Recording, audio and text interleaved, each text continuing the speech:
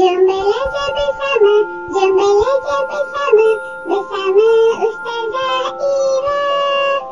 Al-Quran Jawi, Aqidah Ibadah, Adab dan juga Sirah. Bismillahirrahmanirrahim. Assalamualaikum warahmatullahi wabarakatuh. Alhamdulillahirrabbilalamin. Wassalatu wassalamu ala ashrafil anbiya'i wal mursalin wa ala alihi wa sahbihi ajma'in.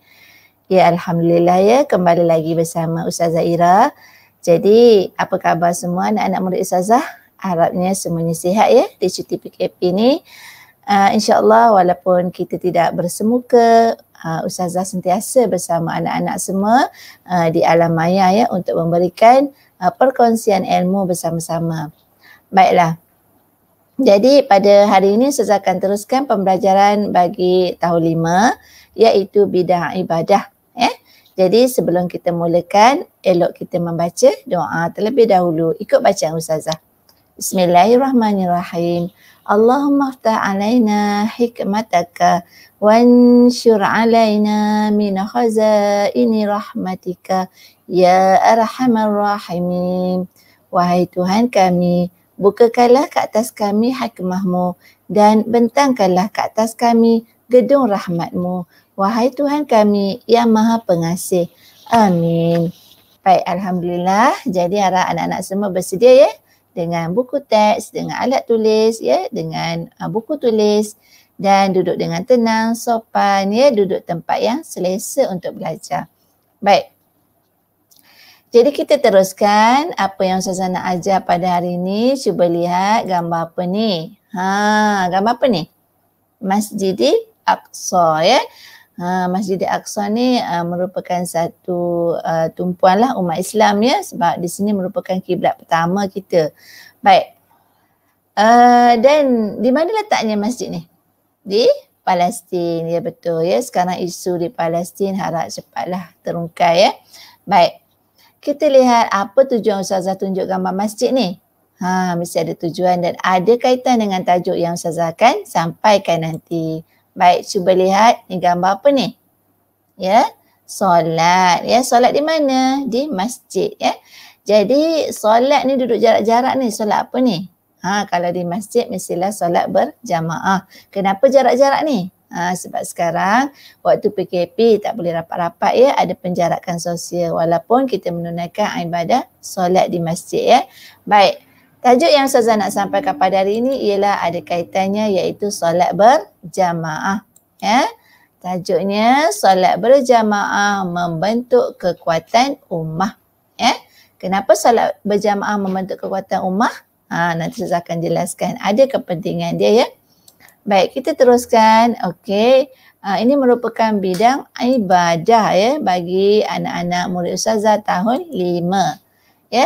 Dan sebelum tu bolehlah bersedia dengan buku teks muka surat 110. Okey. Macam biasa sebelum kita teruskan pembelajaran, Ustazah suka kita ingatkan objektif pembelajaran kita ya. Jadi anak-anak semua kena tahu apa dia objektif pembelajaran kita. Baik. Ada 4 objektif. Kenapa banyak ni Ustazah? Memang Ustazah rumuskan ke semua sekali supaya kita boleh buat ulang kaji. Kita ingat balik apa yang dah belajar ya. Mungkin ada anak-anak Ustazah yang dah pun belajar di sekolah bersama Ustazah kan. Okey, hari ini Ustazah sebagai peringatan dan kita ulang semula tajuk yang dah belajar tu. Kita rumuskan semua sekali ya. Baik. Objektif pembelajaran kita pada hari ini iaitu yang pertama, menyatakan maksud solat berjamaah, niat dan hukumnya dengan baik dan juga tepat ya. Seterusnya, baik yang kedua, di akhir nanti anak-anak murid Ustazah semua boleh menerangkan kelebihan dan kepentingan solat berjamaah dengan betul ya. Dan yang ketiga, menjelaskan syarat sah solat berjamaah dengan betul. Okey, dan yang keempat, tunjuk cara solat berjamaah dengan cara yang betul. Baik, ada berapa objektif kita? Ada 4. Yang pertama, menyatakan maksud, niat dan juga hukum. Baik, yang kedua, menerangkan kelebihan kenapa kena solat berjamaah, apa kepentingan dia. Dan yang ketiga, boleh jelaskan syarat-syarat sah solat. Ya? Apa dia syarat yang membolehkan kita berjamaah ni, apa syarat sahnya? Dan yang keempat, tunjuk cara ya, macam mana solat berjamaah ni. Kalau seorang imamnya ya, jemaahnya macam mana kedudukan dia. Baik. Kita lihat apakah yang dimaksudkan dengan solat berjamaah. Ini dia maksud solat berjamaah. Iaitu solat yang dilakukan lebih daripada seorang atau secara beramai-ramai dengan diketuai seorang imam. Baik. Bila kita sebut berjamaah bermaksud apa? Perkumpulan, beramai-ramai. Jadi solat berjamaah ni adalah solat yang dilakukan mestilah lebih daripada seorang. Ya. Kalau berdua, dah dikira berjamaah ke? Ya. Kalau solat berdua, ada imam, ada makmum, dah dikira berjamaah. Ya. Dan kalau bertiga, berempat, berlima lagilah ramai kan? Dan mestilah ada seorang imam. Ya. Kalau seorang sana, seorang sini, tak ada imam, tak ada makmum, maka itu bukan solat berjamaah. Faham ya? Solat berjamaah mestilah lebih daripada seorang dan mesti ada imam. Itu poin dia. Baik. Seterusnya, kita lihat. Ni objektif pertama Ustazah. Senang saja ya. Kita mesti tahu apa yang dimaksudkan dengan solat berjamaah. Ya, solat yang diketuai oleh seorang imam secara beramai-ramai, ya, lebih daripada seorang lah. Baik. Yang kedua, bagaimana lafaz dan juga niat? Kalau kita seorang imam, macam mana kita nak membaca lafaz niat solat tu? Dia beza ya, kalau kita solat sendiri, kita tak perlu niatkan imam ataupun makmum. Tapi kalau kita nak solat berjamaah, sekiranya kita sebagai imam, kita hendaklah niat sebagai imam, ya. Baik. Kita baca niatnya. Usalli fardhu subhi raka'ataini adaan imaman lillahi ta'ala. Sahaja aku solat fardu subuh 2 rakaat tunai sebagai imam, ya, kerana Allah Ta'ala. Okey. Itu lafaz dan juga niat sebagai seorang imam. Bagaimana lafaz dan niat sebagai makmum? Baik, kita lihat ya. Ini adalah lafaz dan niat sebagai makmum. Usalli fardhu subhi raka'ataini adaan ma'muman lillahi ta'ala.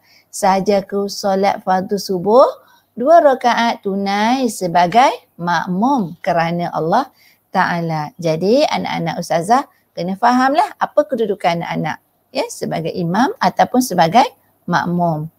Ada yang pernah menjadi imam di sekolah kan waktu solat zuhur ya sebelum ni. Okey, kalau anak-anak sebagai imam, niat sebagai imam. Kalau sebagai makmum, niat sebagai makmum. Ya. Baik, kita teruskan. Ini hukum.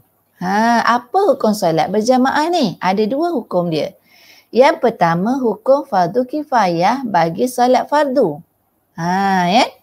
Bermakna fardu kifayah ni satu sunnah, fardu kefarduan yang sangat digalakkan lah ya bagi solat fardu. Solat fardu solat apa? Solat subuh, solat zuhur, asar, maghrib dan isyak. Ya. Baik. Fardu kifayah bagi solat fardu dan fardu ain bagi solat Jumaat. Fardu ain ni ke arah kewajipan lah bagi lelaki ya untuk solat Jumaat. Baik. Fardu kifayah adalah fardu yang dituntut, yang sangat-sangat dituntut. Ya. Baik. Kita lihat. Ni dia. Gambar orang solat berjamaah. Jadi objektif yang pertama tadi dah habislah. Anak-anak semua dah faham apakah maksud solat berjamaah, macam mana niat dia kan, apa hukum dia, dan seterusnya kita masuk objektif yang kedua ya, iaitu apakah kelebihan dan juga kepentingan solat berjamaah. Baik, kita lihat. Apa dia kelebihan solat berjamaah? Yang pertama, menambah khusyuk dalam solat ya. Kalau kita solat ramai-ramai ya, kita solat di masjid, insya-Allah kita dengar imam baca surah ya, baca Fatihah, kita rasa khusyuk, tenang, seronok solat. Yang kedua, beroleh pahala 27 kali ganda ya, besar pahala solat berjamaah ni. Jadi kalau anak-anak ada berpeluang untuk pergi ke masjid bersama ayah ya, jadi ikutlah. Cuma di waktu PKP ni dikurangkan untuk kita berjemaah di surau ataupun masjid ya. Jadi kita ikut SOP. Seterusnya dicintai oleh Allah dan juga Rasul ya. Allah sayanglah sebab ini perkara yang dituntut. Fardu apa tadi? Fardu kifayah. Dan juga Rasulullah Nabi kita sangat-sangat solat berjamaah ya. Kalau di Nabi solat di rumahnya pun memang akan berjamaah bersama isteri baginda kan. Jadi untuk sahabat-sahabat apatah lagi lah kalau Nabi pergi surau memang sahabat-sahabat akan berjamaah bersama. Dan seterusnya mengukuhkan ukhuwah sesama umat Islam ya. Dan kita duduk ramai-ramai ya. Alhamdulillah kita akan dapat mengenali sahabat-sahabat solat berjamaah ya. Baik, seterusnya mendapat keberkatan di dunia dan akhirat ya. Apabila kita membuat sesuatu yang dituntut oleh Allah, insya-Allah kehidupan kita mendapat keberkatan di dunia dan akhirat. Baik. Apakah kepentingan? Ya, lebih kurang sama je kelebihan dan kepentingan ni. Baik, kita lihat apa kepentingan solat berjamaah. Baik, yang pertama meningkatkan semangat berpasukan dan juga kerjasama ya. Sebab tu ditekankan sangat supaya bila kita pergi solat berjamaah, ya kita akan rasa bersemangat, ada pasukan. Ya sebab solat bersama-sama menyembah Allah yang satu. Jadi ada kerjasama kan. Yang pentingnya kita berpasukan bekerjasama tu kita mengikut imam ya. Kalau imam rukuk, kita rukuk. Maknanya kita mengikut pemimpin yang satu. Baik. Yang kedua, membentuk diri berdisiplin dan mematuhi ketua. Sebagai yang Ustazah kata tadilah ya. Jadi seorang ketuanya ada imam dan makmumnya mengikut berdisiplin ya. Ini memang solat berjamaah ni memang melatih kita berdisiplin. Dan yang ketiga, melatih diri menepati masa ya. Kalau kita pergi solat, bila azan je terus kita pergi ke surau ataupun masjid. Memang melatih diri kita berdisiplin, melatih diri kita menepati masa. Ya biasa bila habis je azan, imam akan terus solat kan. Baik. Keempat, menambah rasa kasih dan sayang dan hormat menghormati tanpa mengira darjat ya. Jadi bila solat semua bersatu ya, kita tak ada rasa yang orang ni lebih hebat pada kita, tak ada. Semua sama je di sisi Allah ya. Baik. Kita lihat seterusnya objektif kita yang ketiga ya. Yang kedua tadi iaitu kita tahu kelebihan dan juga kepentingan solat berjamaah. Jadi bila kita dah tahu banyak pahala ya, 27 kali ganda, kita dah tahu kepentingan dia dapat menyatukan umat Islam ya. Kita tahu semua kelebihan-kelebihan tu, jadi eloklah kita pergi berjamaah. Baik. Apakah syarat sah solat berjamaah? Okey, yang pertama. Kita lihat ya, apa syarat yang kita solat sah tu, kita solat berjamaah tu sah. Apa syarat sah dia? Okey, yang pertama, perbuatan zahir imam dan makmum adalah sama ya. Dari segi zahirnya kita lihat imam berdiri, makmum pun berdiri. Semua sama pergerakan kan? Okey. Cumanya imam akan mendahului makmum. Okey. Yang kedua, makmum mengikut imam. Secara zahirnya kita nampak semua sama ya. Tapi yang keduanya makmum mesti mengikut imam. Ya. Takbir mesti terkemudian daripada takbir imam. Bermakna kalau memulakan solat tu berdiri betul, imam akan baca Allahu Akbar, takbir, barulah makmum mengikut takbir ya. Perbuatan lain tidak mendahului imam melebihi 2 rukun tanpa keuzuran ya. Ini bermaksud makmum tidak boleh mendahului imam melebihi 2 rukun. Apa 2 rukun ni? Contohnya makmum tidak boleh mendahului pergerakan. Contohnya kalau imam belum rukuk, makmum dah rukuk. Itu dah habis 1 rukun. Ya. Apatah lagi kalau melebihi 2 rukun. Ya, imam belum lagi rukuk, makmum dah rukuk, dah sujud. Itu memang tak boleh. Ya. Terkeluarlah tu daripada solat jemaahnya. Ya. Baik.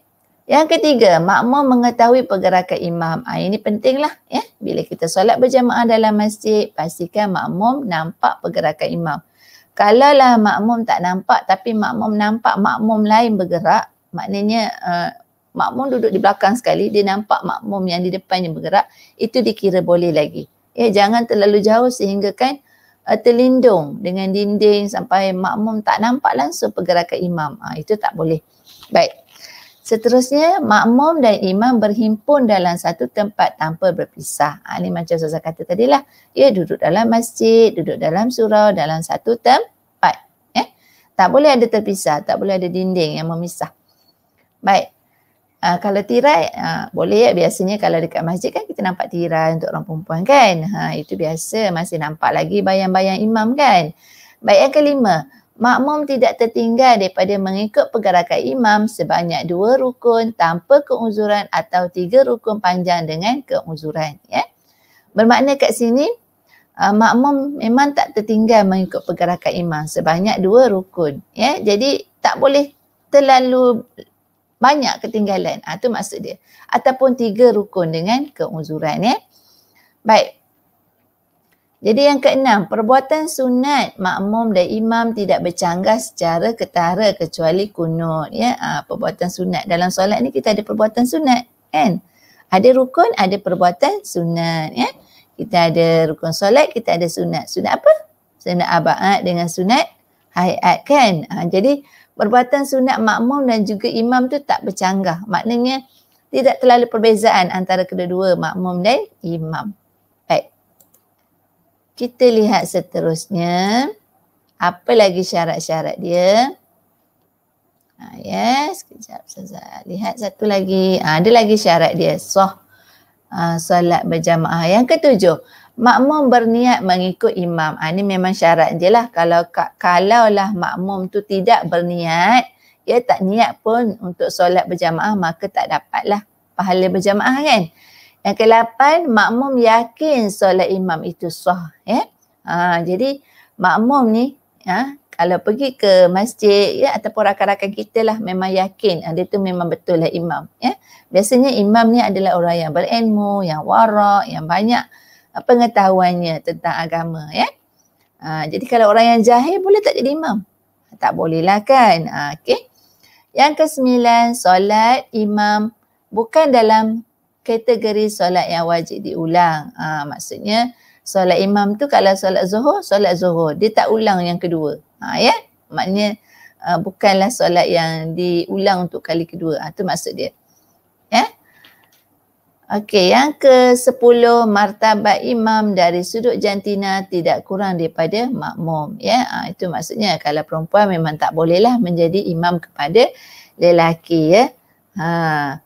Dan yang ke-11, imam tidak umi sedangkan makmum pula layak bacaannya, baik bacaannya. Ya. Maksudnya imam ni boleh membaca Al-Quran. Dia bukanlah orang yang buta Al-Quran. Ya.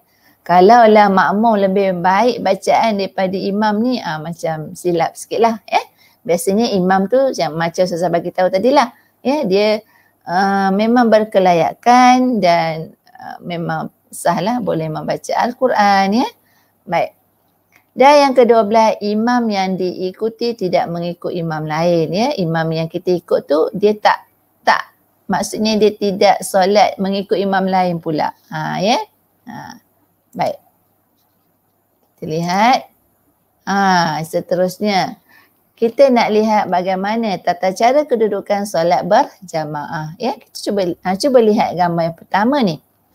Lelaki yang warna merah ni imam ya. Imam seorang lelaki dan makmum seorang lelaki. Ni kedudukan dia bersebelahan macam ni ya.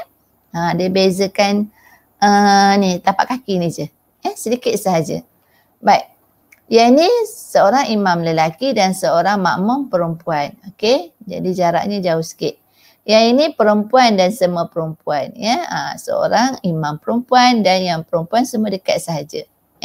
Okey. Kita tengok ya, kalau perempuan sama perempuan dekat, sama juga lelaki dekat. Tapi bila ada seorang lelaki dan perempuan, jadi yang perempuan ke belakang sedikit. Baik, kita lihat. Ni objektif yang keempat tadi kan. Ni lelaki, seorang imam dan beberapa lelaki ke belakang lah. Ya, macam kita buat kat sekolah kan. Yang ni lelaki, imam. Okay, beberapa lelaki duduk di belakangnya dan perempuan duduk di belakang. Ya. Disusun sebaris-sebaris. Dan yang ni lelaki, ada lelaki dewasa, ada kanak-kanak lelaki di belakang lelaki dewasa dan perempuan dewasa. Okey. Baik, solat berjamaah dapat melahirkan masyarakat yang berpekerti mulia serta membuang sifat mementingkan diri sendiri kerana semasa berjamaah semua manusia adalah sama di sisi Allah. Jadi Ustazah dah bagi tahu tadi kan.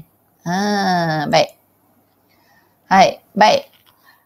Keempat-empat objektif tadi Ustazah pun dah jelas, ya. Ustazah dah jelas. Jadi Ustazah nak sentuh sedikit tentang makmum muafiq dan juga makmum masbuk. Apa dia yang dimaksudkan makmum masbuk dan makmum muafiq? Baik, kita lihat makmum muafiq. Makmum yang sempat berdiri betul bersama-sama dengan imam untuk tempoh bacaan Al-Fatihah dengan sempurnanya. Ni maksudnya. Makmum muafiq iaitu makmum yang apabila dia masuk je nak sembahyang lepas takbiratul ihram, dia memang sempat membaca Al-Fatihah bersama dengan imam, ya. Jadi makmum bertakbiratul ihram sejurus selepas imam bertakbiratul ihram, maka makmum hendaklah membaca Al-Fatihah sehingga sempurna, ya.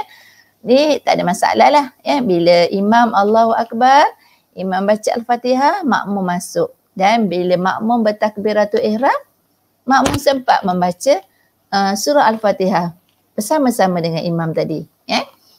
Jadi tindakan yang perlu dilakukan oleh makmum muafiq yang tidak sempat menyempurnakan bacaan Fatihah. Baik, kalaulah makmum tu dia sepatutnya dia sempat, tetapi contohnya makmum ni dia baca lambat Al-Fatihah. Apa dia dah kena buat? Baik, kita tengok, ya. Jika makmum tidak sempat menyempurnakan baca Al-Fatihah disebabkan halangan tertentu seperti bacaan makmum terlalu lambat, makmum tidak boleh rukuk bersama-sama dengan imam. Makmum hendaklah menyempurnakan bacaan terlebih dahulu sebelum rukuk. Ya? Dia sepatutnya sempat. Contohnya bacaan Fatihah kita dalam 30 saat. Ya, dia ada masa 30 saat untuk baca, tapi sebab makmum ni dia baca terlalu lambat, jadi imam pun dah rukuk, makmum kena habiskan bacaan tu. Ya? Namun jika makmum terlalu lambat sehingga imam sudah berdiri semula untuk rakaat seterusnya, makmum hendaklah terus menyempurnakan bacaan Al-Fatihah walau bagaimanapun rakaat tersebut masih dikira sebagai rakaat pertama baginya. Ya? Sebab makmum tadi dia memang sempat untuk membaca Fatihah. Mungkin disebabkan dia lambat sahaja membaca ayat-ayat tu, jadi walaupun dia terlewat sedikit nak rukuk bersama dengan imam, imam pun dah bangun tapi dia terus rukuk sama dan dia dapat sujud bersama-sama dan dia dapat rakaat tersebut. Baik, makmum masbuk. Makmum yang tidak sempat berdiri betul bersama-sama dengan imam untuk tempoh bacaan Al-Fatihah dengan sempurnanya. Masbuk ni memang tak sempat, ya. Contohnya imam masuk takbiratul ihram, imam pun dah baca Al-Fatihah, imam pun dah baca surah, makmum baru masuk, ya. Dan selepas makmum masuk takbiratul ihram, imam pun dah sujud, imam dah rukuk. Maaf, ya. Jadi contoh, ya, semasa makmum bertakbiratul ihram, imam sudah sempurna membaca surah ataupun sedang rukuk. Jadi apa tindakan yang boleh dilakukan oleh makmum? Makmum terus bertakbir sambil berniat, okey, berdiri sekejap dan terus rukuk bersama dengan imam. Ya. Jadi kalau saya kata tadi, ya, masbuk ni, okey, imam dah pun takbiratul ihram, dah baca Fatihah, dah baca surah, okey, makmum masuk. Ketika makmum masuk, Allahu Akbar, imam sudah pun habis baca surah dan sedang rukuk. Jadi makmum yang tadi dia angkat takbir, berhenti sekejap, terus rukuk bersama dengan imam tu. Dan jika makmum sempat rukuk serta tamakninah bersama dengan imam tadi, ya, dia rukuk, dia ikut terus imam tu rukuk, jadi makmum memperolehi rakaat tersebut. Ya, maknanya dia rukuk bersama dengan imam tadi dan dia sempat bangun bersama tamakninah dengan imam tadi, maka dia dapat rakaat tersebut. Dia tidak perlu ganti. Ya. Jadi walaupun dia tak sempat baca Fatihah, tapi bacaan Al-Fatihah makmum tadi dianggap selesai dengan bacaan imam. Gitu. Jika makmum tidak sempat melakukannya, makmum tidak memperoleh rakaat tersebut. Bermakna kalau makmum tadi, imam dah rukuk, makmum tak rukuk lagi. Imam dah bangun tamakninah, makmum pun tak buat lagi. Imam dah sujud. Masa tu baru dia nak ikut, bermakna dia tak sempat dengan rakaat pertama. Ya, maknanya dia tak dapatlah rakaat pertama tadi. Ya, jadi di sini pentingnya makmum masbuk ni dia mesti dapat rukuk bersama dengan imam dan tamak-ninah bersama dengan imam walaupun dia tidak membaca Al-Fatihah. Sebab Al-Fatihah tadi dianggap selesai dengan bacaan imam itu. Jadi kalau dia tak dapat rukuk, dia tengok imam tu terus dah sujud, dia pun sujud, maka dia tidak dapat rakaat tersebut. Faham? Ini makmum masbuk. Susah sikit nak faham, tapi insya-Allah kalau anak-anak dengar betul-betul, ulang dengar bacaan penerangan Ustazah tadi, insya-Allah boleh Baik. Baiklah anak-anak, Ustazah ada sediakan permainan. Okey, kita jawab sama-sama Baik. Bagi solat fardu, cuba kita tengok kat sini hukum solat Jumaat fardu. Okey, hukum solat jemaah hukum solat berjamaah fardu kifayah. Fardu kifayah bagi solat fardu kan? Okey.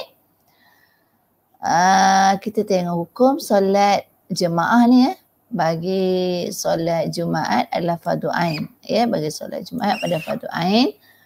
Makmum masbuk, apa dia makmum masbuk? Makmum yang tidak sempat membaca Fatihah bersama imam. Apa dia makmum muafiq? Makmum yang sempat membaca Fatihah bersama imam. Okey. Makmum dan imam berhimpun dalam satu tempat. Solat berjamaah mendapat pahala. Solat yang dilakukan lebih daripada seorang. Fadilat solat berjamaah 27 kali ganda. Syarat sah solat berjamaah mesti mengikut imam. Kita tengok. Betul.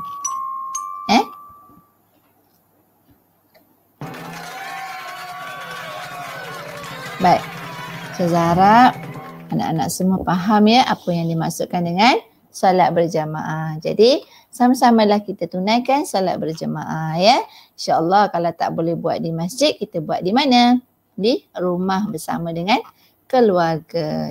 Baiklah, sampai di sini sahaja. Jadi Ustazah harap anak-anak semua faham apa dia solat berjamaah, apakah maksudnya, apakah niat dia, apakah kelebihan, kepentingan dan apakah syarat-syarat sah solat berjamaah dan seterusnya, tata cara kedudukan solat berjamaah dan yang akhir sekali Ustazah terangkan makmum muafiq dan juga makmum masbuk. Harap faham semuanya dan insya-Allah sama-sama kita manfaatkan ilmu yang kita belajar pada hari ini.